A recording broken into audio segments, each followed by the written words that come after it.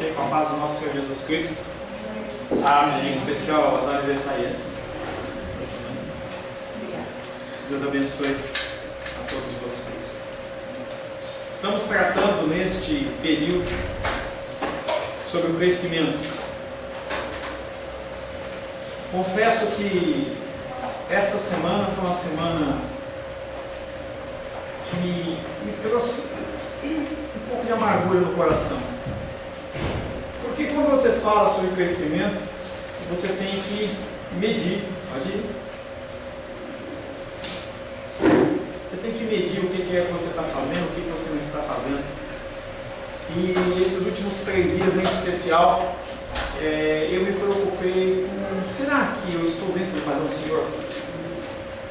Será que eu tenho orado como se deve? O quanto se deve? Será que eu tenho lido quanto se deve? Será que eu tenho demonstrado ao Senhor, aos irmãos, o amor de Deus?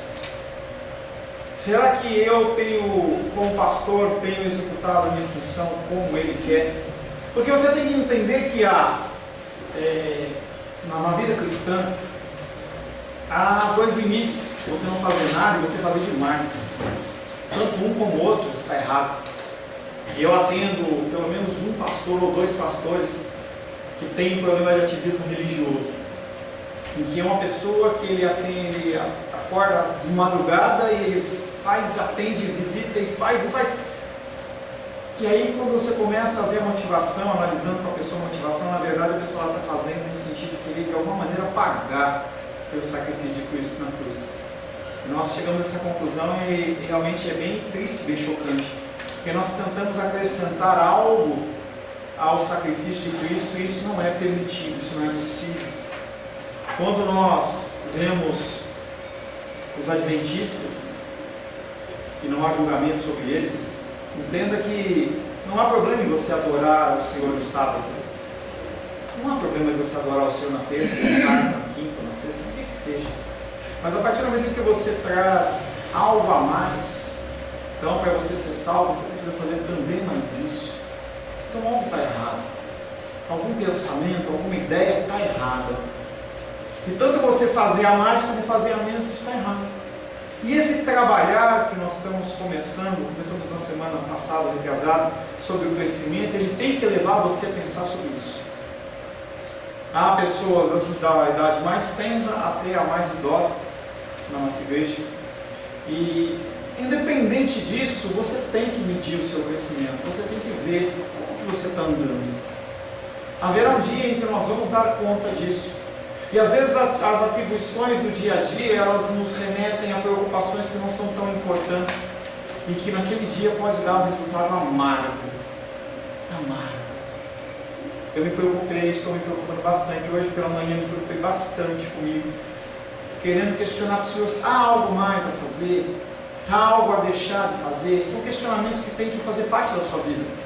Sim, é importante cuidar da família, é importante cuidar das atribuições seculares.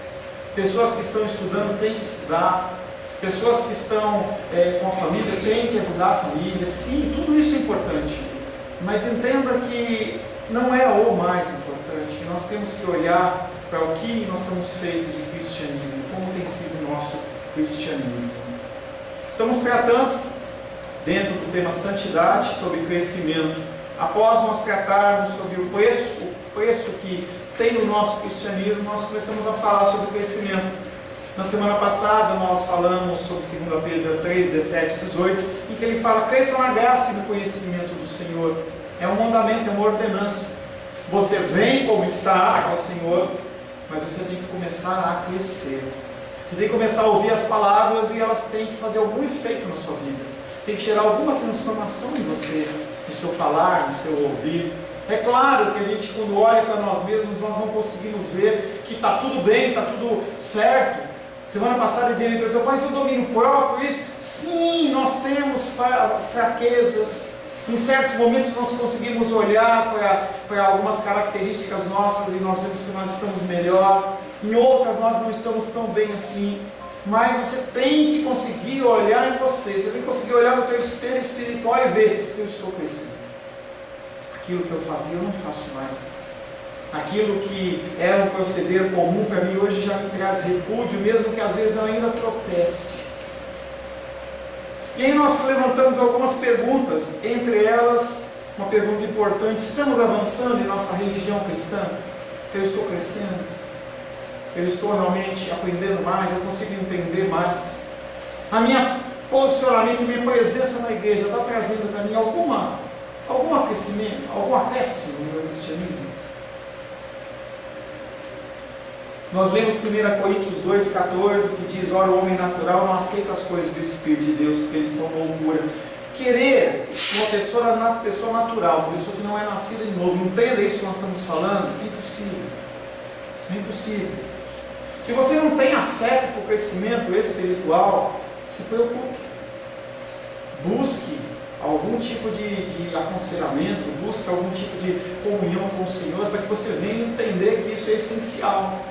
Muitas pessoas ficam na igreja uns 5, 10, 15, 20, 30 anos e não tem relacionamento nenhum com Deus.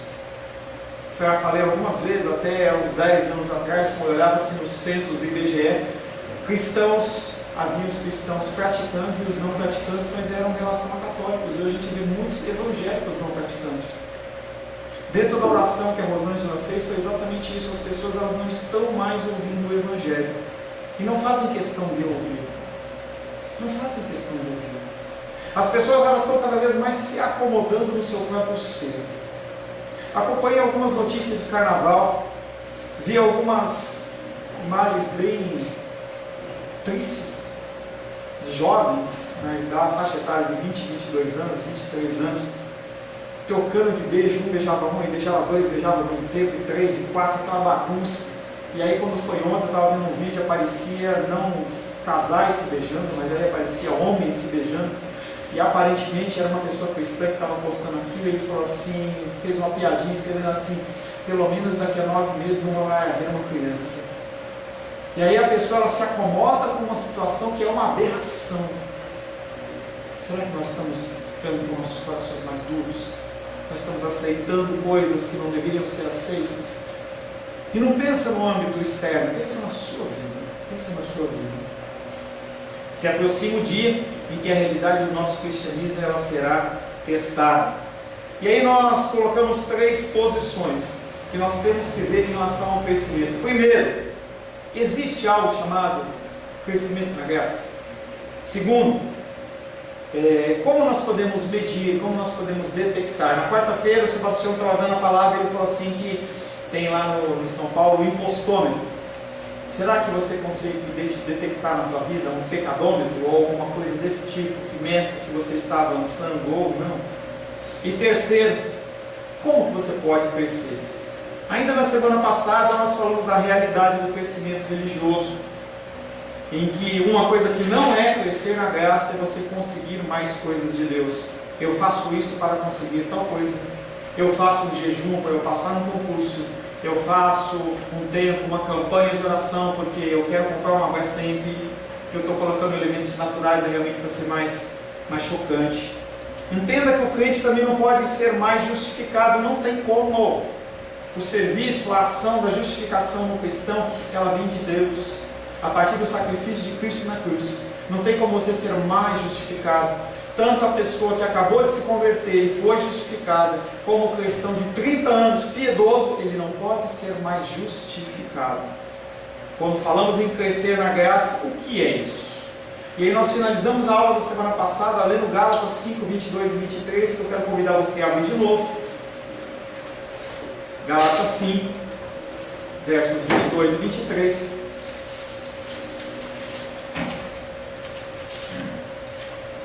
Quero pedir para a Denise estar lendo. Gálatas capítulo 5, versos 22 e 23. O que Deus espera que eu e você cresçamos? No que você vai crescer? Mas o fruto do Espírito é amor, alegria, paz, longanimidade, benignidade, bondade, fidelidade, mansidão, domínio próprio. Contra essas coisas não há lei. A sua preocupação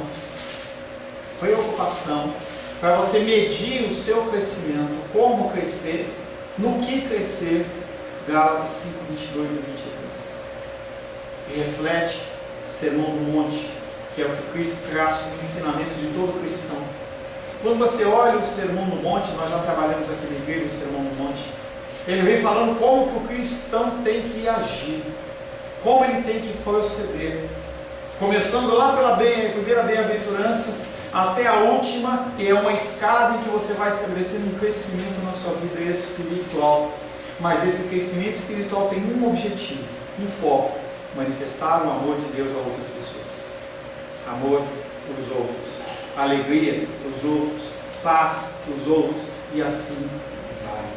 O cristão não está aqui nesta terra para se satisfazer. Jesus Cristo, quando ele se apresenta como servo, e ele diz: eu vim para servir. Você se tornando um cristão, você tem que servir, ajudar, abençoar. Oportunidades, elas são mil na sua vida. Oportunidades financeiras, oportunidades não financeiras, mas oportunidades são trazidas a nós todos os dias, mesmo que seja uma ligação telefônica. Vi uma imagenzinha no Facebook que estava assim: internet, aproximando os que estão de longe e afastando os que estão de perto. É uma realidade. Você entra num ambiente, as pessoas não conversam mais, não interagem mais. Entra num consultório médico e vê quantas pessoas estão no celular. Não se pergunta mais, não se mais conversa. Você ligou para a Edilene, você ligou para a Débora para falar parabéns. Pastor, não tem nada a ver, tem a ver. Conforme nós vamos nos apegando às mídias sociais, as pessoas elas vão ficando cada vez mais um rostinho no celular em vez de uma pessoa real. Uma coisa simples como essa é uma demonstração do amor de Deus. Ou você prefere, ou para você não faz diferença, receber uma ligação de alguém ou receber um zap. Será que é a mesma coisa? Você receber via a Menisa trouxe uma florzinha. Será que é a mesma coisa? Que ela mandar para mim no WhatsApp uma foto com uma flor, ou ela traz uma florzinha? Entenda que nós temos recursos nas mídias que são para serem utilizados, mas nós não podemos nos distanciar da nossa humanidade. Nesse aspecto, a tecnologia ela é danosa, ela mata. As pessoas elas perdem o amor, elas perdem o amor. Essas graças e coisas semelhantes, entenda que quando Gálatas 5, 22 e 23, ele expõe o fruto do Espírito, ele não está sendo exaustivo, não é só isso. Tem muito mais na palavra, não é só isso. Senão a gente recortava esse versículo, ampliava numa folha grande A4, pronto, a Bíblia está toda aqui. Não é isso. Tem muitos outros elementos, tem outras formas que são salpicadas na palavra e cabe a nós retirar. O apóstolo Paulo, para a igreja de Galácia, ele dá coloca no outdoor para gente: olha, isso aqui é importante, mas há outras coisas.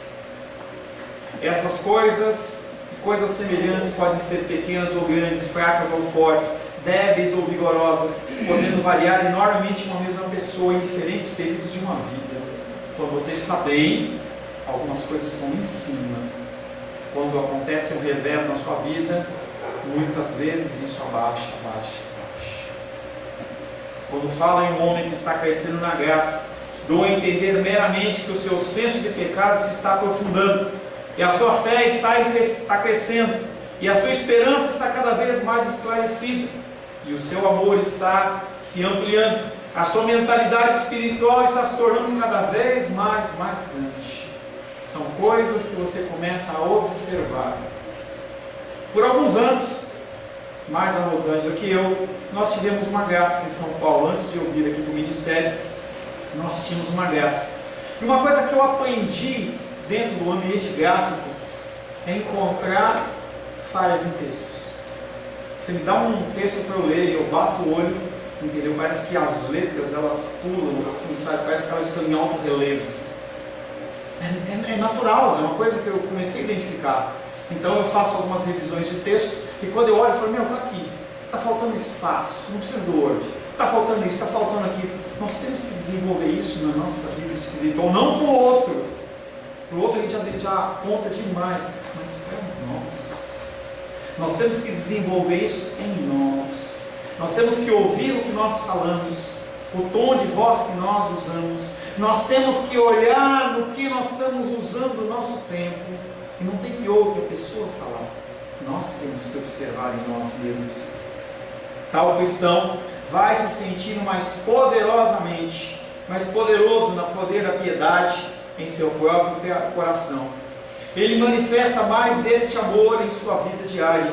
Ele vai avançando de força em força, fé em fé, graça em graça. Quando você começa a se olhar espiritualmente, e você começa a observar defeitos e falhas, a menos que você seja um cristão natural, alguém que não é nascido de novo, você vai procurar se corrigir. Algo vai gerar de incômodo em você. Algo vai gerar no teu coração o sentido e o desejo de transformação. Não está bom. Não está bom. Você vai olhar para algo que você sabe qual é o padrão e você fala, esse padrão não é suficiente, eu preciso mudar. 2 Tessalonicenses capítulo 1, verso 3. Glenda, por gentileza. 2 Tessalonicenses capítulo 1, verso 3.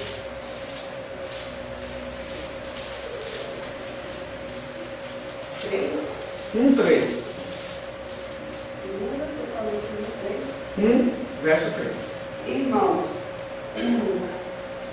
cumpre-nos para sempre, dar sempre graças a Deus no tocante a vós outros, como é justo, pois a vossa fé cresce sobremaneira e o vosso mútuo amor de um para com os outros vai aumentando. Apóstolo Paulo escreve uma carta para a igreja de Tessalônica e ele começa a observar naqueles irmãos que eles estão crescendo.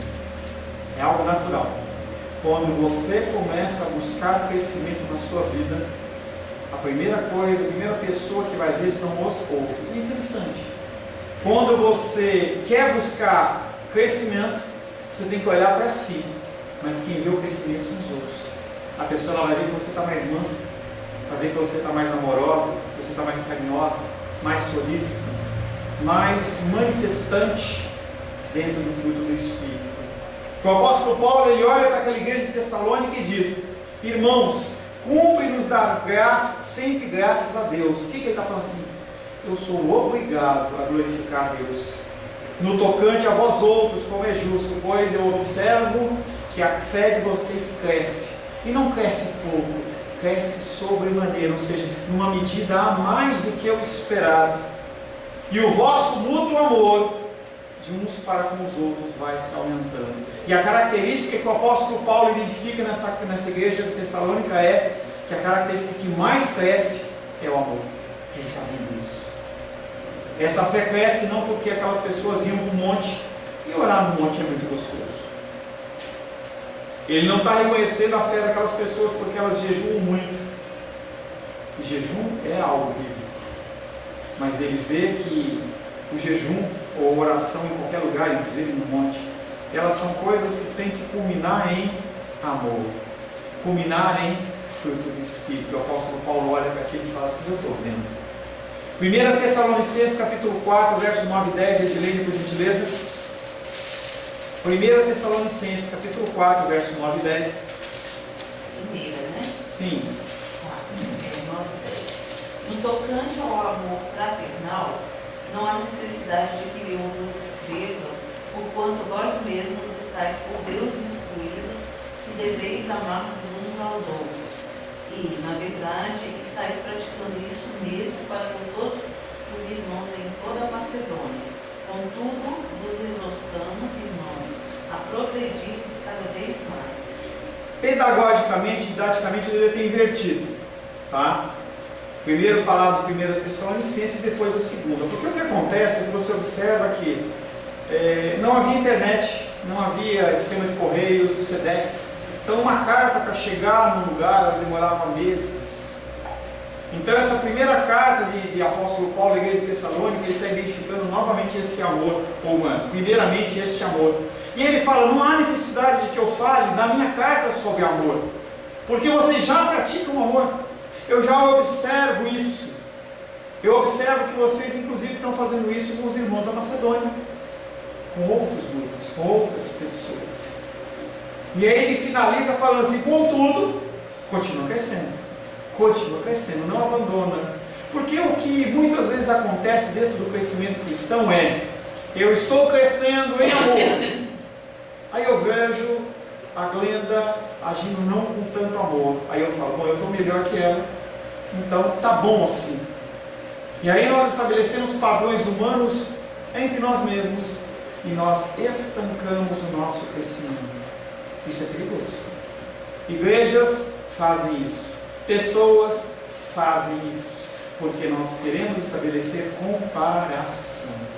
E é nosso único método, o único modo, o único estilo, nossa única forma, o nosso único padrão de crescimento chama-se Jesus Cristo. Ou seja, o apóstolo Paulo fala: continua crescendo, continua progredindo no amor. O crescimento na graça é ensinado na Bíblia, não é ensinado pelo pastor Paulo, não é pela cultura reformada, não é pela igreja cristã Semente de Vida, presbiteriana, batista, o que quer que seja. É a palavra de Deus que fala. Nós temos que crescer. Em nossas vidas podemos claramente observar que há uma grande diferença entre o grau da sua própria fé e conhecimento quando nós nos convertemos nos dias de hoje. Exorto você, jogo para você essa proposta de você parar hoje no dia. Em algum momento você procura um lugar tranquilo na sua casa e você para para pensar 5 minutos. Como era você no dia que você se converteu? Como era o seu coração? E aí rapidamente você pula os meses, anos, e você chega nos dias de hoje e pergunta: eu cresci? É uma forma de você ver se você cresceu ou não. O crescimento na Bíblia, na graça, é ensinado na Bíblia. O crescimento em nossas vidas podemos claramente observar que há uma grande diferença entre o grau da nossa própria fé e conhecimento quando nós nos convertemos para a nossa atual condição espiritual. Da mesma maneira como se nota entre o renovo e uma árvore que já cresceu. Quando você planta algo, a gente fazia aquela experiência de ciências, você pega e coloca aquele carocinho de feijão lá no alto, e aí você vê ele crescendo. Você observa o crescimento de como era o feijão depois com aquele broto. Se você plantar aquilo em um vaso, em algum lugar, teoricamente aquilo vai crescer, vai virar. Nem sei como é que dá feijão, é rasteira, né? Como é que cresce feijão? É rasteira? Então você vai ver aquele volume aumentando. Vagem. O crescimento na graça é a melhor evidência da saúde e prosperidade espirituais. Se você não identifica em você crescimento espiritual, pode ser que você esteja doente espiritualmente. Você não esteja tão cristão assim como você acha que você está. Quando nós olhamos uma criança, quando nós olhamos uma flor e uma árvore, nós estamos bem conscientes de que alguma coisa está errada quando não há crescimento.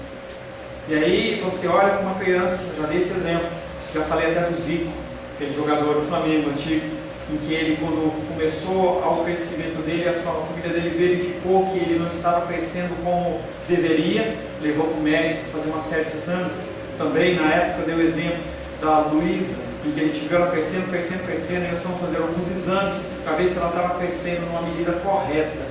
Quando você vê que não há crescimento, alguma coisa está errada, que tem que ser observado. Por que não está havendo crescimento? O mesmo ocorre no caso das nossas almas. Nós temos que observar. Da mesma maneira que eu anualmente vou lá no cardiologista, vou lá e faço o exame de sangue, faço os exames, e você talvez faça e deva fazer, se assim é possível, faça, para você saber o andamento da tua saúde. Nós temos que também fazer isso na nossa vida espiritual. Vida espiritual não é você virar o ano de 2017, 2018, 2019, 2020 e todo ano eu estou na igreja. Não é isso o crescimento espiritual. O crescimento espiritual é como você está perante a palavra, colocar as coisas em prática. Segundo, o crescimento na graça é um dos segredos da nossa utilidade para com o próximo. Uma forma de medir é essa: você está sendo útil para o próximo ou só para você mesmo? A nossa influência para o bem sobre outras pessoas depende em grande parte do que elas veem em nós. Se você é uma pessoa grosseira, truculenta, que não sabe responder carinhosamente, amorosamente às pessoas, Não adianta você querer falar de Cristo para as pessoas que as pessoas não vão acreditar, não vão ver Cristo em você. Hoje, você olha para o mundo e você vê as igrejas lotadas, e isso é muitas vezes motivo de tristeza, porque as pessoas identificam na igreja as coisas que tem no mundo. O mundo está refletido na igreja, a igreja está refletindo no mundo. Tudo pode. Falei há alguns meses atrás sobre o título da igreja inclusiva. Tudo pode. Você gosta de andar de tal forma? Não, tudo pode. E a igreja ela deixa de ser um lugar de santidade para ser um lugar que tudo pode. Você quer trazer um ritmo? Tal? Pode. Você quer praticar arte marcial dentro da igreja? Pode. Tudo pode. Você pode fazer qualquer coisa. Simplesmente porque a igreja hoje ela reflete mais o mundo do que realmente a Cristo.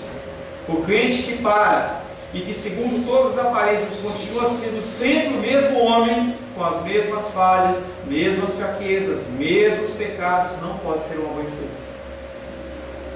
Poxa, eu conheço a Edilene há 30 anos. Ela se converteu, mas ela não muda. Não vejo mudança nela. Eu não vejo mudança no Paulo, ele continua da mesma maneira. Para que eu vou esse cristianismo? Já citei o exemplo para vocês de Gandhi, quando ele foi evangelizado. Porque entenda que a Índia era uma colônia da Inglaterra. E aí missionários ingleses estavam lá. E um chegou a Gandhi e falou assim: olha, Jesus, Evangelho, apóstolo Paulo. E ele olha e fala assim: lindo, maravilhoso, realmente esse Jesus era nota 10, maravilhoso, gostaria de tê-lo conhecido, mas eu não vou trocar o meu hinduísmo pelo cristianismo, porque eu não vejo em vocês. Eu não vejo em vocês marcas de cristianismo. Eu fico imaginando pessoas querendo evangelizar, por exemplo, no sul dos Estados Unidos, em que ainda hoje a cultura, não há a cultura escravocrata, mas o coração e a mente das pessoas continuam. Em que a igreja, o líder da Ku Klux Klan nos Estados Unidos, na região sul, é um pastor batista. E como é que uma pessoa que prega de altar o amor, depois sai do altar do culto, coloca a capuz poeta e vai perseguir os negros? É muito doido isso. Você olha pessoas que são cristãs e se dizem seguidores de Hitler. Como é que você consegue fazer uma união dessas coisas? Não dá. E quando a pessoa olha no menor grau para mim e para você, não manifestando este amor, é a mesma coisa. Não, pastor, lá é mais grave. Não, é a mesma coisa. É a mesma coisa. Porque aquele homem lá no sul, ele exerce um tipo de influência, e eu e você exercemos outro tipo de influência. Outras pessoas têm acesso a nós, e nós temos que demonstrar o amor. O homem que abala e desperta as mentes, que faz a humanidade pensar, ele é aquele que continua crescendo na graça. Falei para vocês na semana passada do exemplo de um rapaz, culto da noite, em que um rapaz da nossa igreja ele encontrou 50 reais na entrada de casa, vou voltar de novo.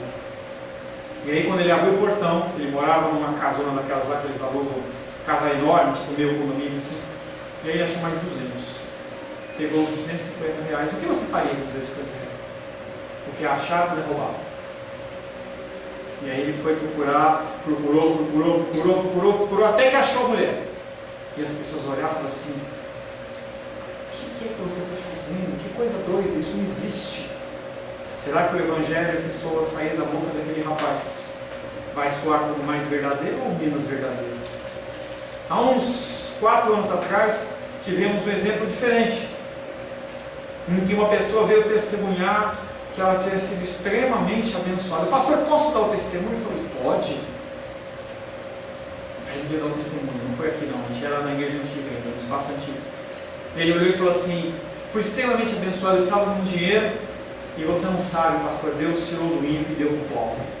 Tirou do ímpio e deu para o que precisava, aquela filha dele. Estava entrando na porta do mercado e eu vi uma carteira e lá estava recheado de dinheiro, 400, 500, 600 reais. Eu olhei aquilo e falei: glória a Deus. Peguei o dinheiro, eu coloquei no bolso, Deus me abençoou. Eu falei: misericórdia. Será que nós precisamos disso? Será que nós precisamos da desgraça do outro para sermos abençoados? É uma coisa a se pensar. Quando eu fiz faculdade, eu cheguei a dar uma aula disso, a ética cristã ela fala muito sobre isso. Matar pessoas é ético. E você começa a criar uma série de situações. Mas e se a mãe, ela foi estuprada, e se tiver com um bebê que é todo deformado e não vai viver um mês, e pode matar a mãe, aí você pode. E aí você começa a ficar cada vez mais em conflito, porque quando você começa a apertar, você olha para o seu cristianismo e fala assim: eu não sou tão cristão assim. Eu não consigo segurar tanto essas normas que eu digo que eu acredito. O crescimento na graça agrada a Deus. Sem dúvida pode parecer algo maravilhoso que qualquer coisa feita por criaturas como nós possa dar prazer ao Deus Altíssimo, mas assim acontece. Quando você cresce na graça, Deus fica feliz. Hebreus capítulo 13, verso 16. Hebreus 13, 16, Lourdinha, por gentileza.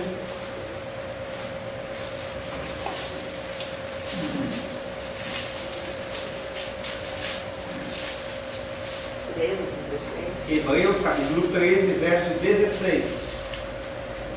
E não vos esqueçais. Deixa eu falar meu óculos. E não vos esqueçais da beneficência e comunicação, porque com tais sacrifícios Deus se agrada. Na minha versão, não negligencieis igualmente a prática do bem e a mútua cooperação. O que ele está falando? Não deixe de praticar o amor. Pois com tais sacrifícios, por que sacrifício? Porque a nossa carne não quer isso. A nossa carne ser satisfeita nos nossos desejos, nas nossas vontades. Por isso que é um sacrifício. Com tais sacrifícios, Deus se comprasse. Deus se alegra. Ele olha para você, vamos dizer assim, e dá um sorriso. Ele fala assim: oh, que legal. Entenda que esse prazer de Deus não é um prazer humano, mas é um prazer divino, é desvinculado de toda e qualquer pecaminosidade. Mas quando nós cumprimos os seus mandamentos, quando nós demonstramos o seu amor, quando nós fazemos como Jesus Cristo fez, ele se alegra, ele se compraze. O crescimento na graça não é apenas uma coisa possível. Será que é possível? O crescimento na graça é só para alguns. Não é só para os pastores. Não é só para as irmãs de oração. É para as pessoas que não trabalham, estão aposentadas e têm mais tempo de ler a Bíblia. É isso. O crescimento na graça não é apenas uma coisa possível, mas também algo que os cristãos são considerados como responsáveis. É responsabilidade sua crescer em Gálatas 5, 22 e 23. É responsabilidade sua identificar que aquele jeito que você está falando com o próximo não é como Cristo falaria. E você começa a procurar um meio de você mudar. Cristãos iracundos. Pastor, eu sou cristão, mas não queira passar de mim no trânsito não, porque eu jogo o carro em cima. Eu não consigo me controlar. Você está vendo uma dificuldade? Então você vai começar a buscar de Deus. Deus me dá força, me dá capacitação. Abre uma oportunidade e traz pessoas, coloca na minha mão material, me dá entendimento do Espírito em relação à leitura da palavra, me convence, me constrange, me traz a mudança. Fiz de novo. Senhor, entro na tua presença pela milésima vez, pela bilionésima vez, me ajuda. Você está lutando contra aquilo. Se você vai ser livre daquilo ou não, não sei, mas Deus olha para você e você se agrada. Apóstolo Paulo tinha o espinho da carne, em que alguns teólogos diziam que era um problema visual, outros falavam que brincam dizendo que é a sogra, outros falam isso, falam aquilo, mas ele tinha algo que atrapalhava, tinha algo que trazia incômodo, em que quando ele olhava, ele falava assim: fiz de novo, briguei de novo, deixei de fazer tal coisa de novo. E aí Deus olha para ele e fala assim: minha graça te basta. Continua, continua, continua, continua.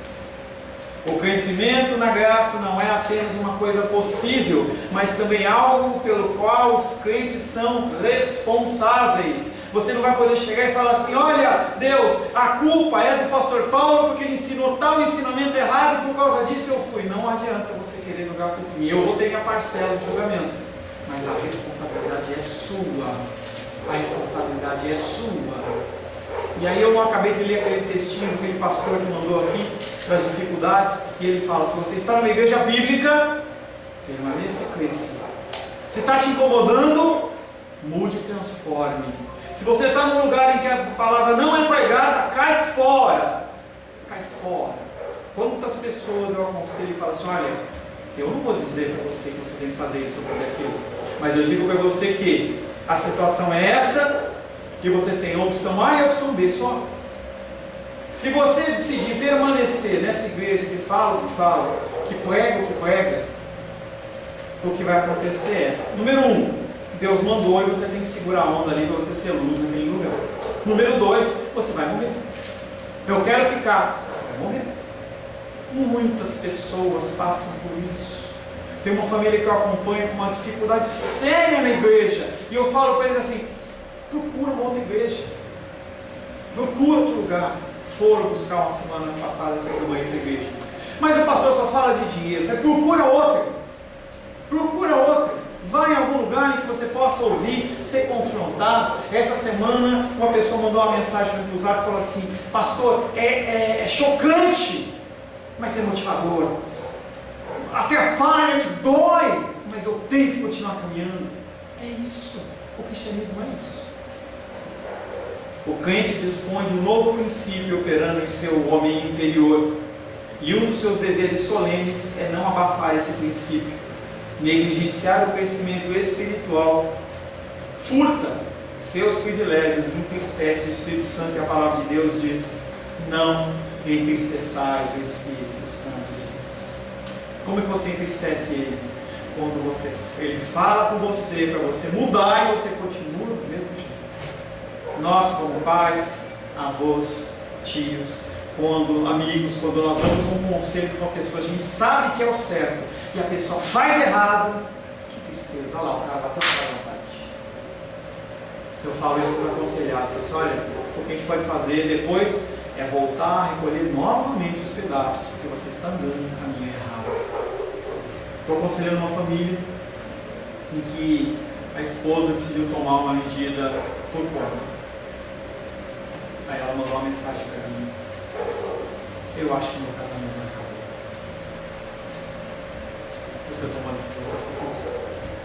E eu tenho dito para vocês: as decisões que nós tomamos, os méritos são nossos e os deméritos são nossos. Nossas decisões, elas têm que ser pautadas em oração, em busca da vontade do Senhor, e não satisfação da nossa vida. O cristão dispõe de um novo princípio, ou seja, o Espírito Santo ele habita dentro de você. Há um aliado. Você não está entregue apenas ao seu coração, à sua vontade. Você tem o Espírito Santo dentro de você. Tem o Espírito Santo dentro de você. Um grilinho que traz esperança. E não um grilinho, como é que é lá? Esperança. O inseto. É esperança. Você não tem um gafanhoto dentro de você. Nas crônicas da Disney, na historinha da Disney, tem o grilo falante, que é a consciência. Você não tem nenhum grilo, que no horóscopo chinês também faz essa função, e você não tem um gafanhoto, mas você tem algo dentro do teu coração plantado que chama-se esperança. E o Senhor, Ele plantou porque sabe que nós não conseguimos mudar sozinhos, nós precisamos dEle. Amém, queridos? Feche seus olhos. Senhor, em nome de Jesus, como é difícil crescer, Pai. Fisicamente, é tão mais gostoso, Pai, quando nós podemos acordar a hora que nós queremos, apenas nos preocuparmos com a próxima brincadeira, com o próximo desenho, com a próxima atividade, não nos preocuparmos com as contas, não nos preocuparmos, Pai querido, com toda sorte de coisas. Mas a partir do momento em que nós nascemos dentro do cristianismo, nós temos que crescer. O crescimento muitas vezes dói. O crescimento, Pai querido, muitas vezes confronta o nosso coração em relação a decisões que nós tomamos erradas no passado. Mas nós precisamos crescer. Um mundo inteiro de oportunidades, Pai, existe à nossa frente e nós precisamos crescer. Pessoas, Pai, estão morrendo e nós precisamos crescer. Pessoas, Pai querido, não te aceitam a partir do nosso testemunho. Nós precisamos crescer. Precisamos crescer também para te conhecer mais, para podermos nos relacionarmos melhor com esse Deus Criador maravilhoso que nós confessamos como Senhor e Salvador das nossas vidas. Pedimos que o Senhor abra a nossa mente, o nosso entendimento, hoje e sempre. Em nome de Jesus. Amém. Amém.